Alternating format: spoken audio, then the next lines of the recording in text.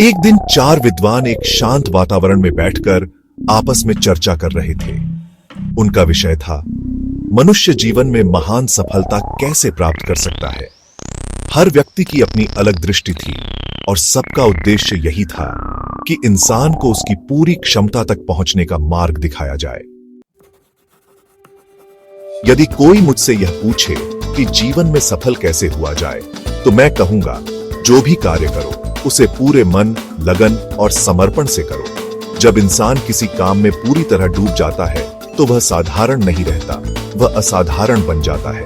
उसका ध्यान भटकता नहीं, वह अपने लक्ष्य पर केंद्रित रहता है और नतीजा यह होता है कि सफलता उसके कदम चूमने लगती है।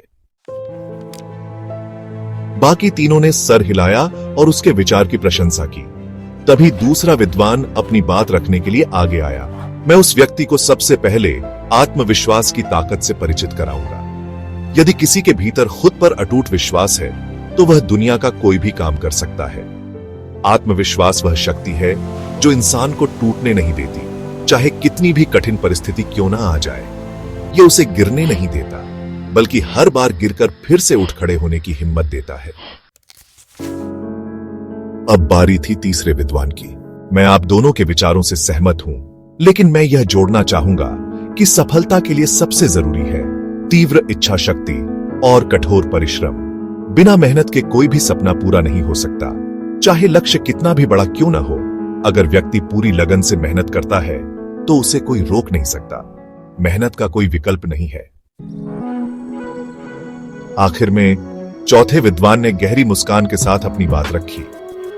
आप सभी के विचार बहुत सुंदर हैं और निश्चित ही यदि कोई व्यक्ति उन्हें अपनाता है तो वह सफल हो सकता है। लेकिन मैं एक बात और कहना चाहूंगा, हर इंसान के भीतर अपार शक्तियां होती हैं।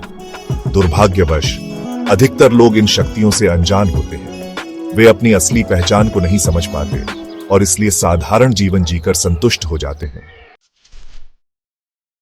यदि हम किसी को यह एहसास दिला दें कि वह कितना महत्वपूर्ण है, उसके अंदर कितनी क्षमता है, तो वह खुद ही बदल जाएगा।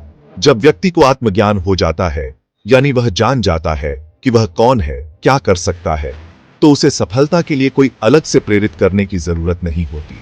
वह भीतर से इतना सशक्त हो जाता है कि जीवन की किसी भी चुनौती से डटकर मुकाबला कर सके।